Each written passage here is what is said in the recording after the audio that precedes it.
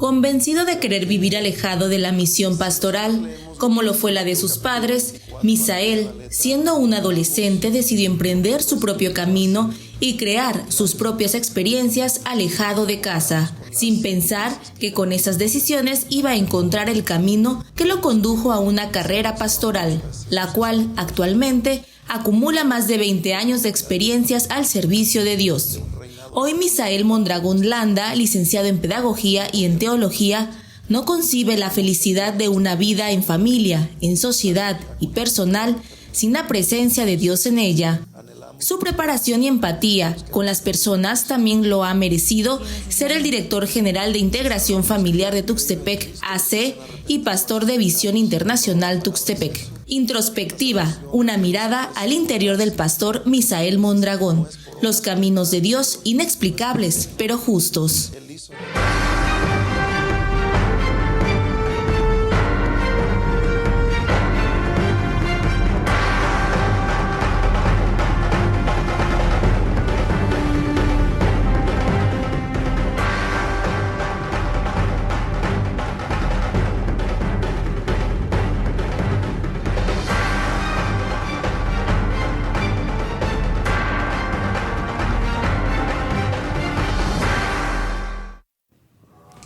Hola, muy buenas tardes, muy buen día. Muchísimas gracias por estar con nosotros en esta entrevista para conocer acerca de su labor pastoral en Tuxtepec. Es un gusto para la revista Radar compartir este espacio con licenciado en Pedagogía, licenciado en Teología, director general de Integración Familiar de Tuxtepec AC, pastor de Visión Internacional Tuxtepec, Misael Mondragón Landa. Así es, un gusto poder estar con ustedes y poder tener este tiempo para platicar un poco de lo que es mi vida y cómo fue que llegamos a esto. Bien, pues ¿de dónde es originario? ¿De dónde son o eran sus padres? Bueno, hay un pueblito muy pequeño en el estado de Veracruz que se llama Arroyo Grande II, más o menos unos 500 habitantes. Allí es el pueblo donde nací. Pertenece a un municipio que se llama Vega de la Torre, en el hermoso estado de Veracruz.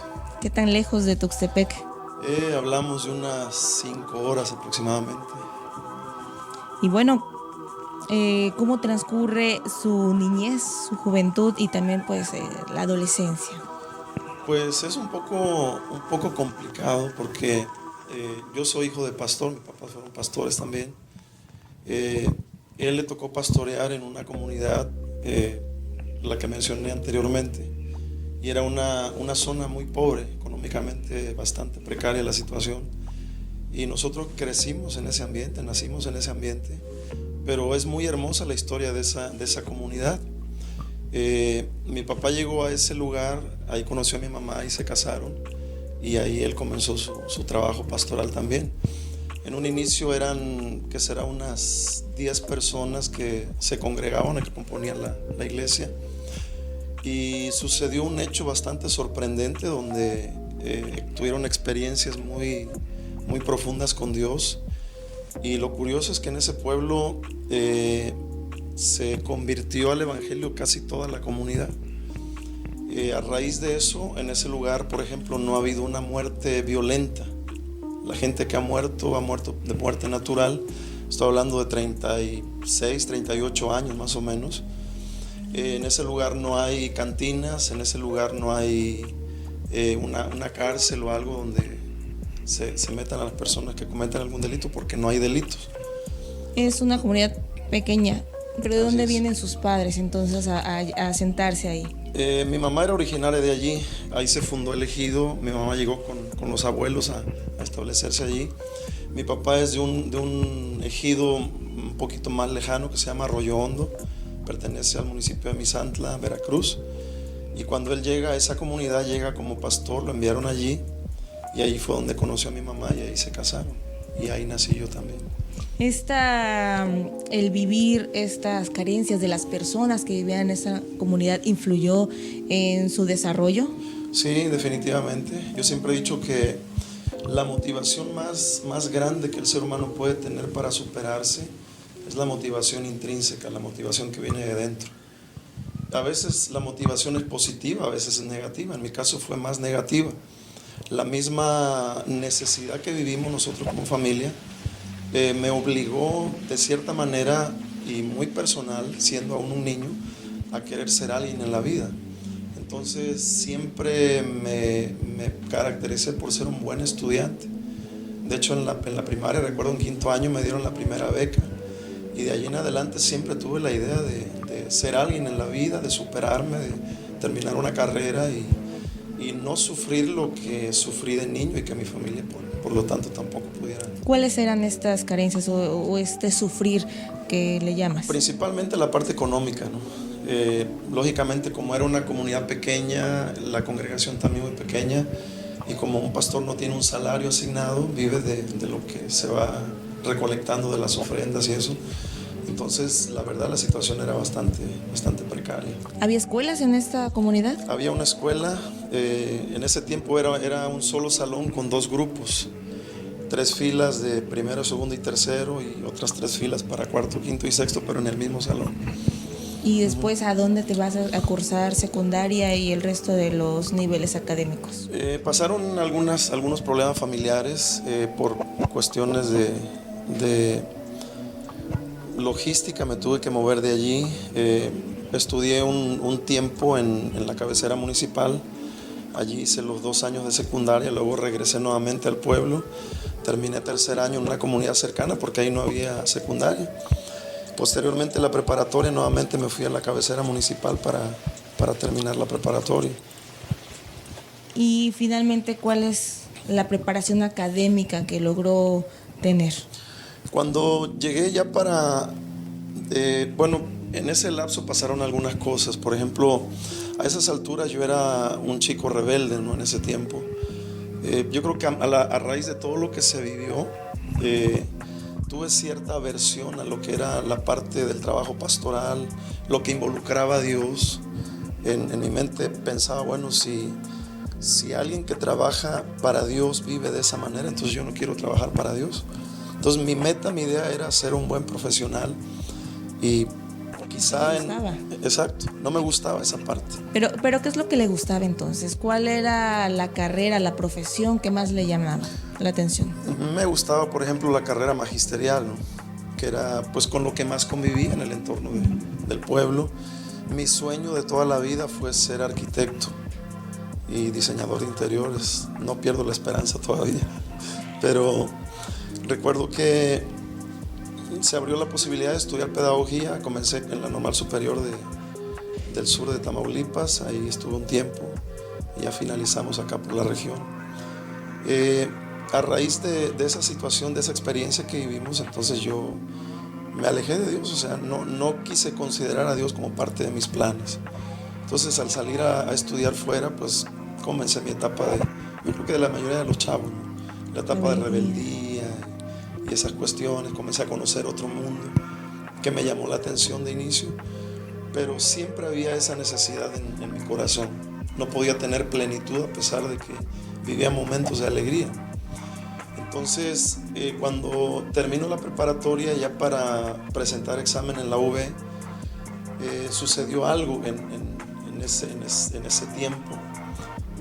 Yo andaba de Boy Scout en una zona rocosa de ahí de la costa, por la zona de Laguna Verde, por esa región. Y estaba yo escalando una roca en un acantilado. En ese tiempo yo me decía ateo, todas esas cuestiones que de repente llegan en esa edad, ¿no? Y ya estaba por llegar a la cima de ese acantilado cuando pisé una saliente de una roca, y cuando piso la saliente se desprende la roca y entonces me voy de cabeza en ese acantilado. Y es curioso porque cuando iba cayendo yo iba consciente, y recuerdo que había una roca que yo vi que se iba a impactar con mi cabeza, y en ese momento creí en Dios, porque ahí fue donde yo clamé y dije: Dios mío, ayúdame. Cuando caí abajo me pude incorporar, me lastimé un pie, igual me abrí un poco la cabeza, y a raíz de eso ya no pude ir a presentar el examen, ya tenía la ficha y todo, y me tuve que regresar al pueblo con mis papás, y ahí fue donde comenzó nuevamente mi regreso, por así decirlo, a Dios, ¿no? Llegué a la congregación, los chicos de la iglesia comenzaron a invitarme a participar en el coro de la iglesia. Y allí comencé, primero por curiosidad, porque no había tanto que hacer en ese pueblo. Y era como, pues, es la única forma de convivir con algunos chavos. ¿Lo tomaste en aquel entonces como algún castigo por no haber creído en Dios, por haberte separado? ¿O simplemente lo tomaste en aquel momento como el punto exacto para poder tener, pues, este acercamiento, porque así tenía que ser? Pues yo creo que sí lo piensa uno, ¿no? Ahora que lo veo ya de este lado, creo que Dios provoca algunas situaciones con la intención de hacernos recapacitar, porque a los planes que yo tenía no era precisamente el hacer lo que Dios quería que hiciera. Yo estaba enfocado en hacer mi propia voluntad, lo que yo quería. Y creo que ese suceso fue lo que me llevó a creer que había un Dios. Y toda la gente que conoce ese lugar y que sabe de qué altura me caí, dice, pues es que es un milagro que estés vivo, ¿no? Entonces como que ese suceso me llevó a decir, pues realmente sí hay un Dios. Y ahí fue como que volver a retomar lo que en mi infancia había tenido, ¿no? No hay un arrepentimiento, o más bien se ha puesto a analizar qué hubiera pasado con su vida si no hubiera subido, o si no hubiera intentado, no hubiera tenido ese accidente, no hubiera vuelto a su comunidad y tener este acercamiento. ¿Cuál habría sido entonces el camino? Pues a mis planes yo creo que sería algún profesionista frustrado, ¿no? Porque siempre he dicho que cuando no hacemos o no cumplimos con la misión por la cual estamos en esta tierra, no vamos a ser plenos. Todos tenemos una asignación en esta tierra, en esta vida, y ahora que estoy de este lado, nada me da más satisfacción que poder pararme delante de las personas y poder compartir la palabra de Dios. Eso me llena de satisfacción, me siento pleno, y creo que en eso radica el éxito de una persona. ¿Ya cuánto tiempo tiene en esta profesión? Ya de tiempo completo llevo 22 años que estamos ya pastoreando ya de tiempo completo.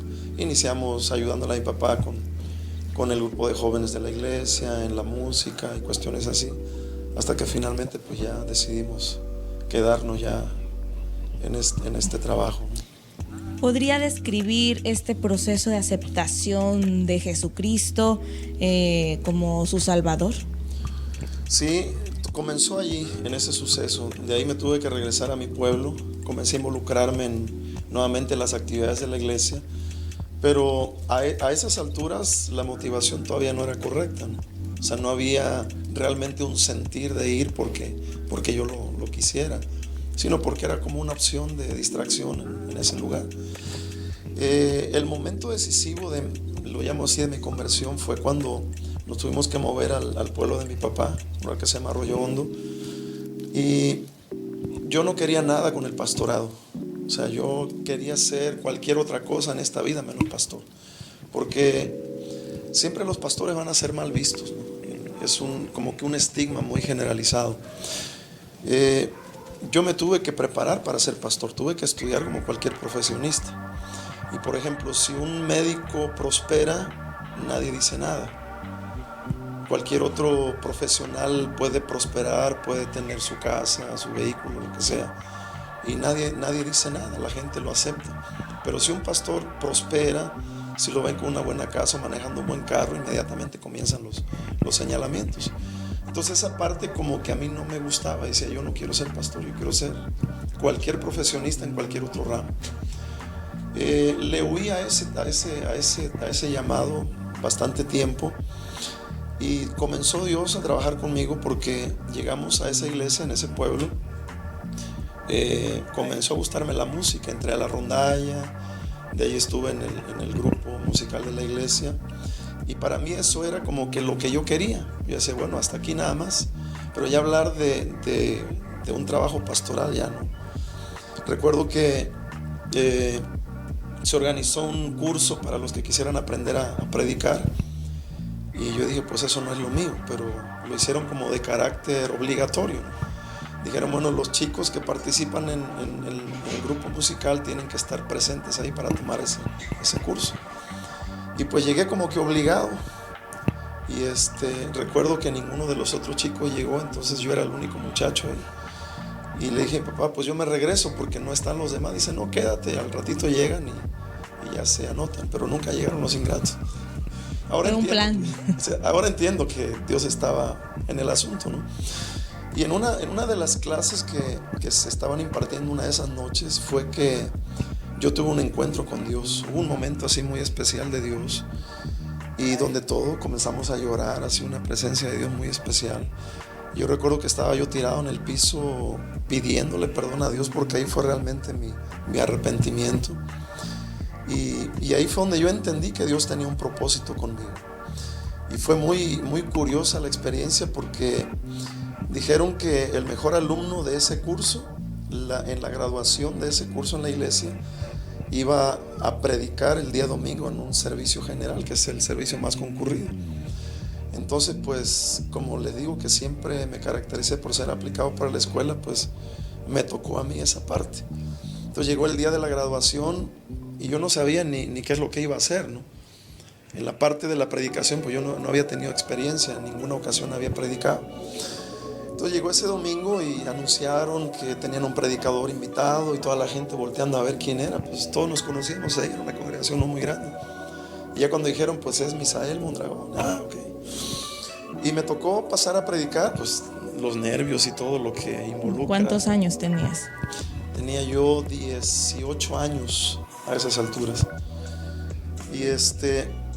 Y comencé a predicar. Hay un pasaje en la Biblia que es Éxodo capítulo 3 que narra acerca del llamamiento de Moisés.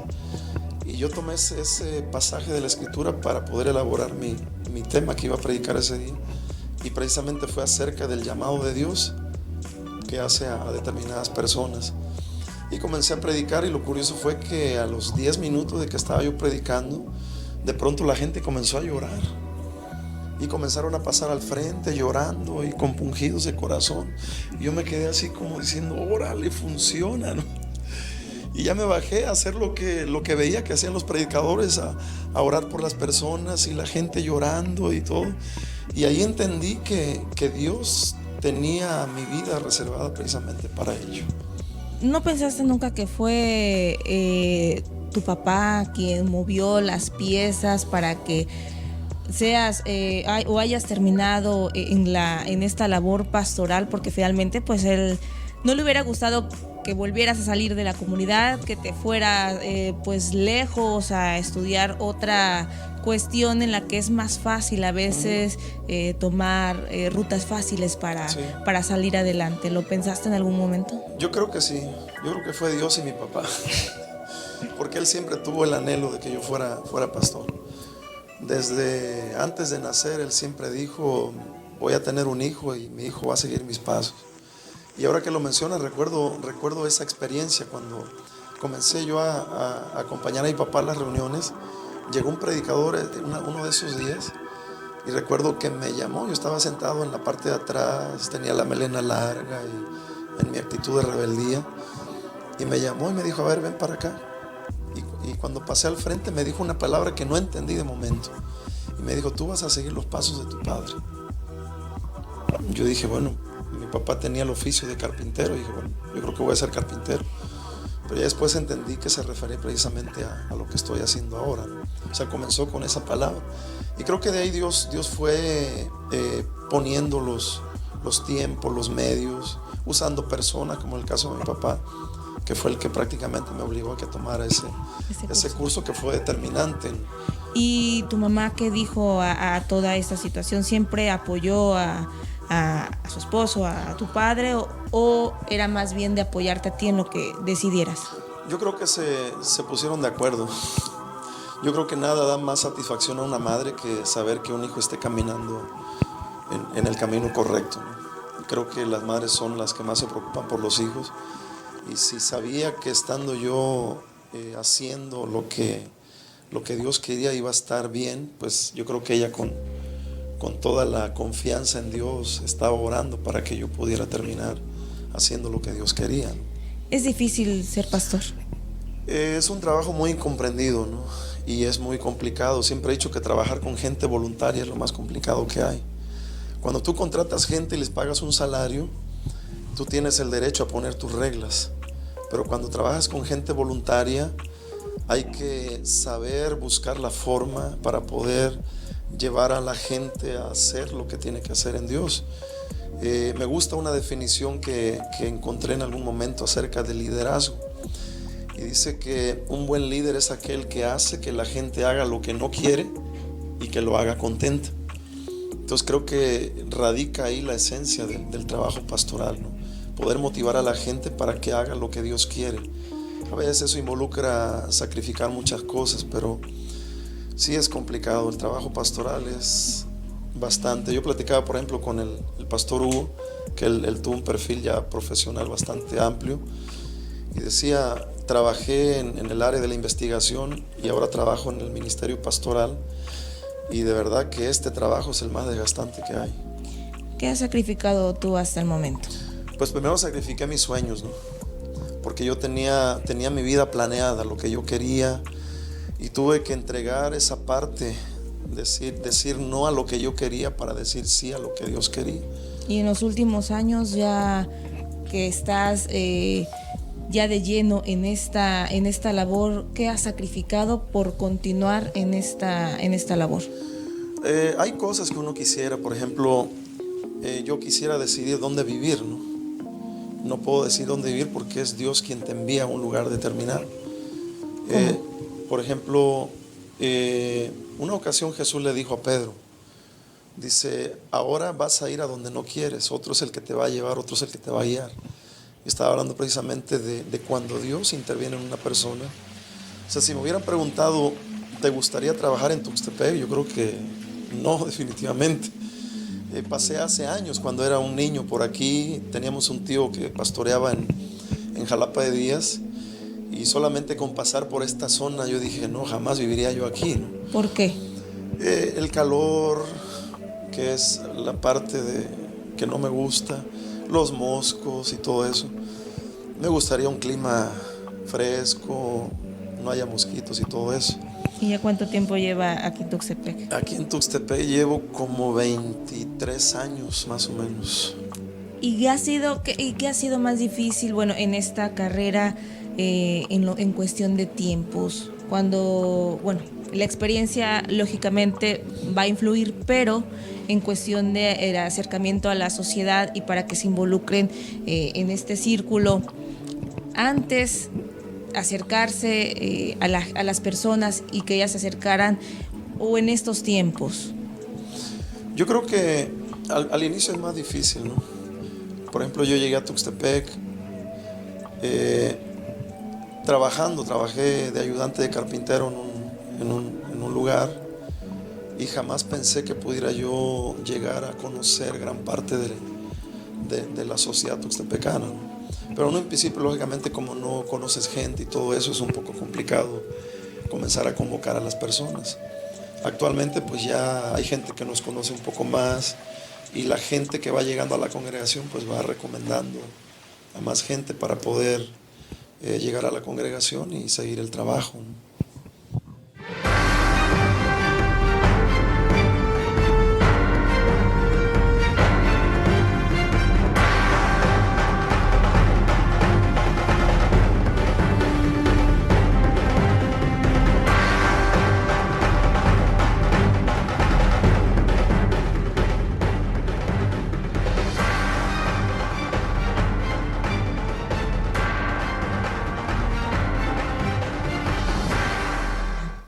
Y bien, pues cuéntenos cómo fue su ordenamiento pastoral. Bueno, después de lo que compartí, de esa experiencia con Dios, entonces ya vino la parte de la preparación. Yo soy partidario siempre de que si vas a hacer algo, hazlo bien. Y como pastor uno tiene que prepararse. Yo no estoy de acuerdo con aquellos que dicen, bueno, ya Dios me llamó a esto, no necesito nada más. La sociedad y el crecimiento que tenemos actualmente exige que los pastores se preparen. Entonces comencé a estudiar lo que llamamos nosotros el Instituto Bíblico. Hice mi instituto, una parte la estudié aquí, otra parte en México, y finalmente pues nos graduamos como licenciados en teología, avalados por la Universidad Latina Teológica en Estados Unidos. Y ahí fue donde ya nos dieron la ordenación, se le llama así, al ministerio pastoral. Actualmente contamos con la ordenación de parte del Ministerio Visión Internacional también, y estamos ejerciendo ese llamado. Y con toda esa preparación y con toda la experiencia, ¿es difícil aún así mantener unido al rebaño? Sí, es complicado. Trabajamos con diferentes temperamentos, con diferentes niveles de carácter en la gente. El hecho de que una gente llegue a Dios, una persona llegue a Dios, no soluciona los problemas por ejemplo, de carácter, ¿no? Entonces, todas las personas tienen que entrar en un proceso de formación, le llamamos nosotros, donde tienen que romper con hábitos, tienen que adoptar hábitos que los lleven a una vida mejor. Y a veces las personas en esta etapa de formación es donde deciden no permanecer, ¿no? Porque el crecer duele, ¿no? Y no a toda la gente le gusta crecer. Entonces nosotros ayudamos a la gente a crecer en todos los ámbitos, porque esa es nuestra misión, parte de nuestra misión, ¿no? Que la gente que llega a la congregación sea mejor, si son casados sean mejores esposos, si tienen hijos que sean mejores padres, mejorar el entorno familiar y por consecuencia el entorno social. Y a veces esa dinámica es complicada, porque no toda la gente quiere seguir instrucciones, no a toda la gente le gusta la formación porque ya vienen habituados a un estilo de vida, y romper con hábitos muchas veces es bastante complicado. Entonces las personas en ese lapso es donde muchos desertan. Y también son retos lo que antes se decía, ahora, más bien lo que usted pensaba, todavía mucha gente lo sigue pensando. Sí. ¿De qué vive el pastor entonces? Entonces esto también es un reto para mantener unida a las congregaciones. Sí, porque mucha gente tiene ese concepto, ¿no? De que uno llega al pastorado para enriquecerse, ¿no? Y quiero decirles pues que no es así. O sea, yo que estoy dentro y que viví también la experiencia con mis padres, o sea, no, nada que ver con lo que la gente platica, ¿no? Nosotros tenemos un negocio aparte para poder ayudarnos y poder sustentarnos de alguna manera, ¿no? En este tiempo de dificultad en la vida cotidiana, ¿cómo apoya Dios, cómo apoya creer en Jesucristo al ser humano? Pues Dios ofrece un cambio de vida. Y siempre hemos desafiado las instituciones de gobierno en cuanto al trabajo con las personas, para hacer un cambio en la vida de las personas. Y nosotros, con recursos propios de la misma congregación, hacemos un trabajo que supera por mucho a los programas de gobierno, porque el gobierno ataca una parte, pero el problema está en la raíz, y mientras no se ataque la raíz, no puede haber un cambio de forma, ¿no? Entonces lo que hacemos nosotros es ir a la raíz del problema. La raíz del problema es el corazón del ser humano, y en el corazón del ser humano solamente Dios puede trabajar. Cuando Dios comienza un trabajo de corazón, nosotros coadyuvamos en ese trabajo para que esa obra que ha sido hecha acá se pueda ver reflejada en el comportamiento del ser humano. Entonces creo que tenemos mejores resultados que muchos programas del gobierno. Si yo creo que recorriéramos todas las iglesias y miráramos cómo un alcohólico fue cambiado de vida, y por consecuencia todo el entorno familiar, drogadictos, problemas en la familia como violencia, todo eso se erradica de raíz y se logra una restauración de la familia. Y lógicamente la familia como pilar de la sociedad, si la familia se logra transformar, tendremos una sociedad más saludable. Los problemas sociales que vemos, por ejemplo, en la actualidad, tiene que ver mucho el entorno familiar. O sea, ¿de dónde nace un delincuente? De un entorno familiar dañado. Si logramos transformar la parte familiar, creo que vamos a lograr transformar la sociedad. En ese sentido, los asesinos, los pederastas, las personas que pues agreden con toda esa intención pues al prójimo, ¿tienen salvación? Pues la Biblia dice que todo el que se arrepiente tiene salvación. Y yo creo que Dios trata con la consecuencia eterna del pecado, pero uno paga la factura temporal. O sea, las consecuencias de nuestras acciones tienen un precio, y ese precio lo pagamos nosotros. Dios perdona, pero el hombre tiene que vivir con las consecuencias de sus acciones. Y a veces el problema más terrible que enfrenta una persona así es el perdonarse a sí mismo, el sentimiento de culpa. Y yo creo que la persona tiene que lidiar con eso buena parte de su vida, ¿no? Entonces la Biblia dice que el que se arrepiente, Dios lo perdona, pero está la parte de la consecuencia. Y ahora en el tema actual, y es un problema que ha existido, o una constante, una situación que ha existido desde hace mucho tiempo, pero que ahora surge con otro concepto de que es el aborto. El aborto desde que existe, cómo lo toma esta parte religiosa, y ahora la despenalización del aborto, que se vive esta situación en la entidad a través de una ley. Dios es un Dios que está a favor de la vida, y para la iglesia cristiana y para Dios se respeta el derecho a la vida. Hay un pasaje que me gusta mucho en el libro del profeta Jeremías, cuando Dios le habla a Jeremías y le dice una palabra muy especial y muy sustanciosa. Le dice a Jeremías: antes que te formase en el vientre de tu madre, yo ya te conocía. Dice: y antes de que nacieras, yo ya te había dado por profeta a las naciones. O sea, ¿desde dónde comienza la vida entonces, de acuerdo a la palabra de Dios? Dice que fuimos predestinados desde antes de la fundación del mundo. Entonces creo que la Biblia siempre va a avalar el derecho a la vida, porque cada persona que nace en esta tierra nace con una misión, nace con un propósito. Y creo que el aborto, bueno, ya suavizado actualmente, que es la interrupción legal del embarazo, que es, a fin de cuentas es lo mismo, solamente que en palabras más suaves, por así decirlo, es un atentado contra los propósitos de Dios. De hecho, en la Biblia vemos atentados con personajes importantes. Por ejemplo, en el caso de Moisés, cuando nace Moisés, nace en medio de un decreto de muerte, donde los niños recién nacidos tenían las parteras que matarlos naciendo. Pero como eran parteras temerosas de Dios, no lo hicieron. Y en ese entorno nace Moisés, que fue después el libertador del pueblo de Israel. Cuando nace nuestro Señor Jesucristo, igual, el decreto de Herodes era matar a todos los niños varones de cierta edad hacia abajo.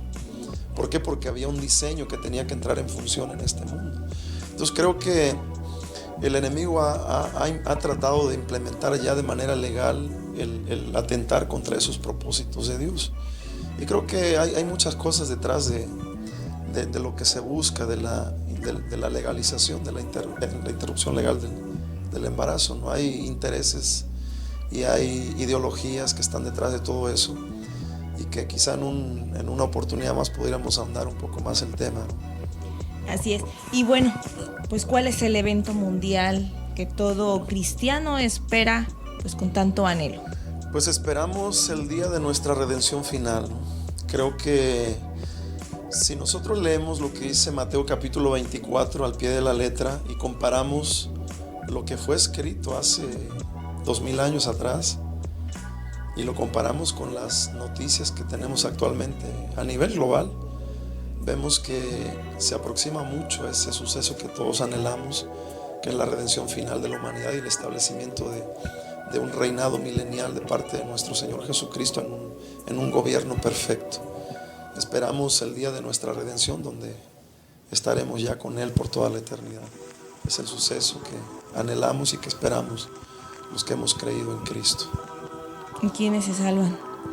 Se salvan los que han creído en Cristo, los que se han arrepentido de sus pecados. De acuerdo a la palabra es eso. La salvación que Él nos ofrece es por gracia.